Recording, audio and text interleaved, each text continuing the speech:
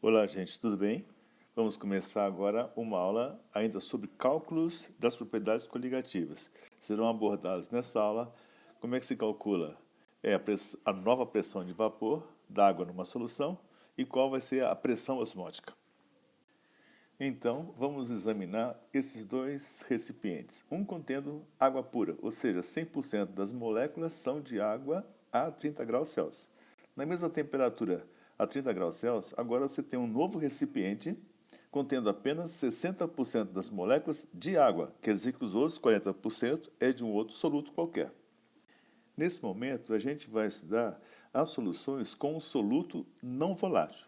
Ou seja, se ele é não volátil, quer dizer que só vai nos interessar a pressão de vapor da água.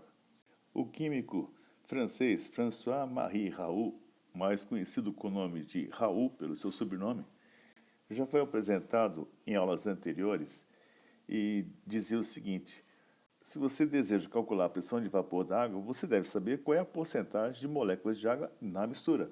Então você pode fazer por uma regra de 3. Assim, se você tiver somente água, 100% de moléculas, você tem uma pressão de vapor igual a 32 milímetros de mercúrio.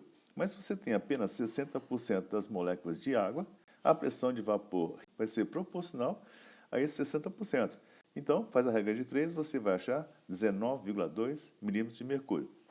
Bem, então você faz o seguinte, pega a fração molar, multiplica pela pressão de vapor da água pura, é o P0, e você vai obter a pressão de vapor da água nessa solução.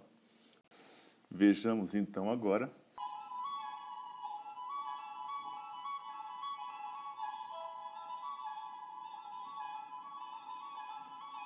um primeiro exemplo. Exemplo 1 diz assim: qual a pressão de vapor da água a 30 graus numa solução formada por 120 gramas de ureia e 810 gramas de água, dado a fórmula da ureia e a fórmula da água. A fórmula da ureia é CONH2,2 e a da água H2O. As massas atômicas e a pressão de vapor da água pura, P0 igual a 32 milímetros de mercúrio na temperatura de 30 graus Celsius. Bom, a gente vai ter que calcular as frações molares. Para isso a gente tem que saber o número de mols de cada um. E para isso a gente tem que saber qual é a massa molar de cada substância. Então vamos lá? Qual é a massa molar da água? Hidrogênio pesa 1 vezes 2, oxigênio pesa 16 vezes 1. Massa molar da água vai dar 18 gramas por mol. Quer dizer que o M maiúsculo, massa molar, igual a 18 gramas por mol da água. E da ureia? A ureia vai ficar assim, carbono pesa 12 vezes 1 dá 12. Tem 2 nitrogênios, 14 vezes 2 dá 28. Hidrogênios são 4 hidrogênios, 1 vezes 4 dá 4. Oxigênio 16 vezes 1 dá 16. Soma tudo, vai ser igual a 60. Quer dizer que a massa molar M maiúsculo da ureia é 60 gramas por mol. Nesse momento, vamos adotar a seguinte convenção. Quer dizer, vamos colocar o índice 2 para o solvente e o índice 1 para o soluto.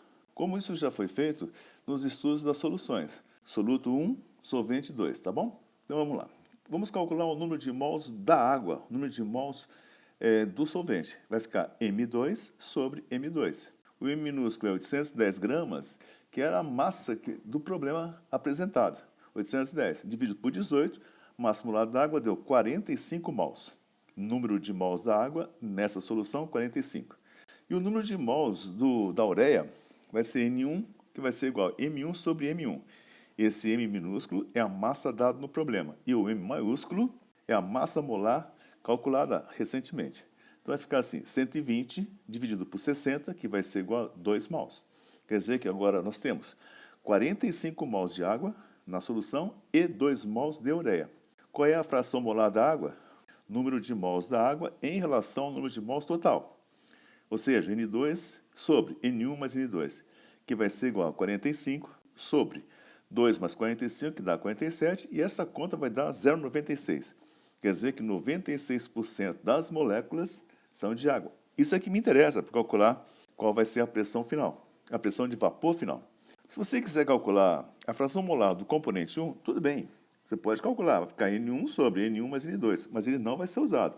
Então vai ficar assim, número de mols do componente 1, 2, sobre 2 mais 45, que é o número de mols total, que vai dar igual a 0,04. Bem, para calcular a pressão de vapor da solução, Só nos interessa a pressão de vapor da água, porque a ureia é um corpo sólido a temperatura ambiente e a contribuição de pressão de vapor do sólido é muito menor, é infinitamente pequena em relação à pressão de vapor dos líquidos. Então vamos calcular apenas a pressão de vapor da água na solução, que vai ficar assim. P vai ser igual a x2, que é a fração molar da água, vezes P0, que é a pressão de vapor da água pura.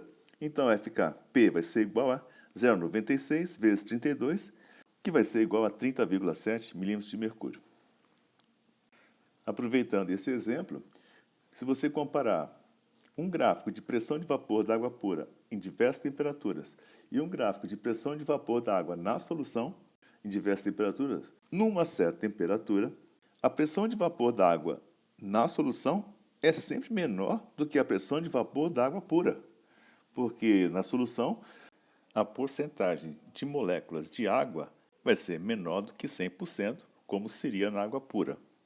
Então, a pressão de vapor da água na solução é menor do que a pressão de vapor da água pura. Examine agora uma outra fórmula desenvolvida para calcular a variação da pressão de vapor do solvente, que é a seguinte: ΔP sobre P é igual a kT vezes a molaridade. Vamos examinar agora parte por parte. Então, ΔP sobre P se chama abaixamento relativo da pressão de vapor. Só o ΔP se chama abaixamento absoluto da pressão de vapor. Essa constante kT, ela é chamada constante tonoscópica ou constante tonométrica. E o W é a molaridade da solução. Bem, a vantagem dessa fórmula é a sua semelhança em relação às fórmulas anteriores da ebuliometria e da criometria. Recordando, e na ebuliometria era ΔTE, era igual a uma constante vezes W. E na criometria era uma constante vezes W. Agora, na pressão de vapor, fica assim: ΔP sobre P é igual a K vezes W. Tem que saber, entender o que significa esse ΔP sobre P. Então vamos ver um exemplo. Exemplo 2.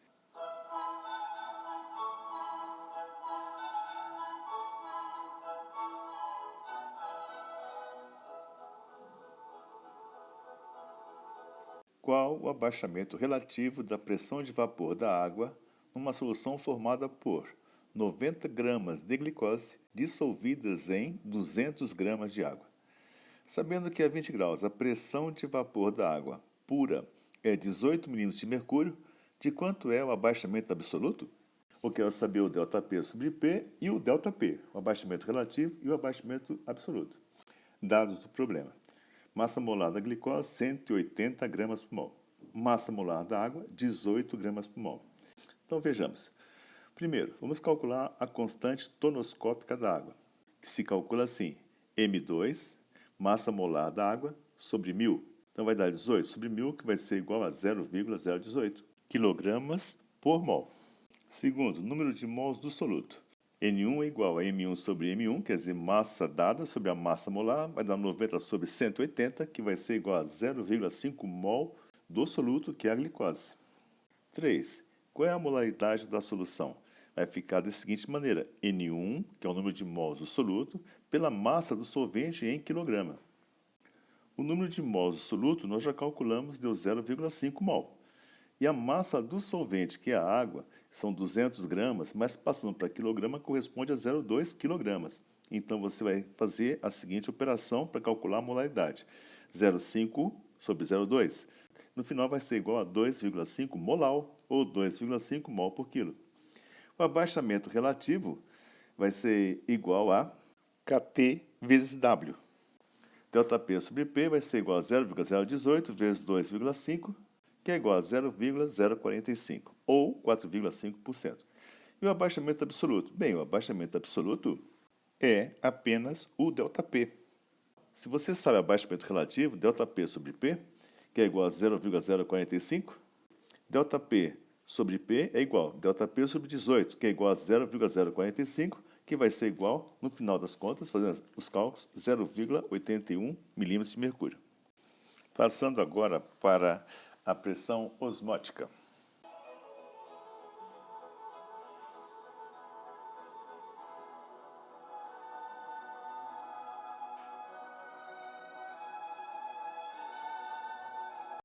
Examine a figura a seguir, onde você tem um compartimento com água pura e no outro compartimento você tem água numa solução, separados por uma membrana semipermeável.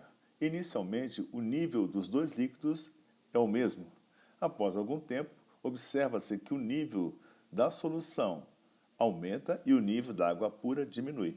Quer dizer que a água passou pela membrana semipermeável em direção à solução. A pressão que o solvente exerce no sentido de entrar na solução se chama pressão osmótica. Bem, mas à medida que esse solvente vai entrando na solução, vai aumentando a coluna líquida. E, logicamente, começa a aparecer uma pressão hidrostática provocada pela coluna líquida. E só vai parar de subir quando ficar igual a pressão osmótica, que é no sentido de entrar na solução, com a pressão hidrostática, que é no sentido de voltar para a solução.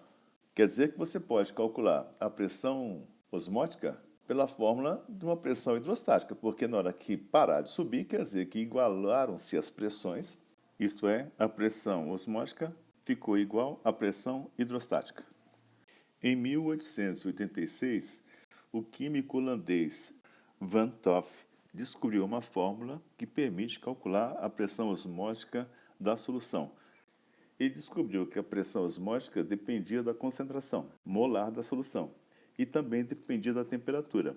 Então, reunindo esses dois fatores, ficou uma única fórmula assim: π igual a R N1 sobre V, que é a concentração molar, número de mols absoluto pelo volume da solução, vezes a temperatura.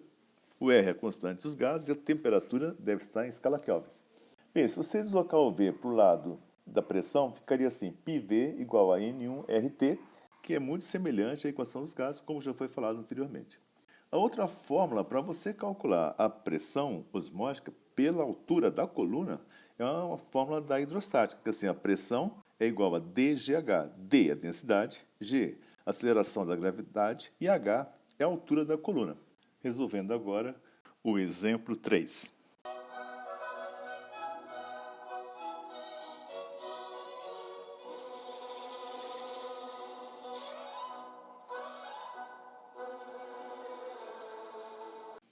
Qual a pressão osmótica de uma solução π formada por 120 gramas de ureia dissolvidos em 1 litro de solução a 27 graus Celsius?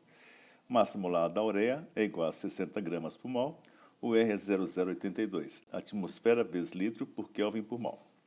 Muito bem, primeiro passo a gente vai converter a temperatura para a escala Kelvin. Então, 27 graus Celsius vai corresponder a 27 mais 273, que é igual a 300 Kelvin.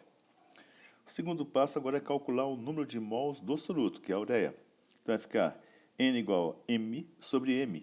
M é a massa dada no problema e M maiúsculo é a massa molar, que é 60 foi dado no problema. 120 por 60 é igual a 2. Então nós temos 2 mols. Calculando agora a concentração molar. Então a molaridade vai ser igual a N1 sobre V. N1 são 2 mols e o volume é 1 litro. 2 por 1 vai dar 2 mols por litro. E, finalmente, a terceira etapa é calcular a pressão osmótica final, π. Você vai calcular assim: π é igual a R, M de molaridade, vezes T, temperatura. Então, o R é 0,082, a concentração molar é 2 e a temperatura é 300. Faz essa conta, você vai achar 49,2 atmosferas. E agora, o exemplo 4.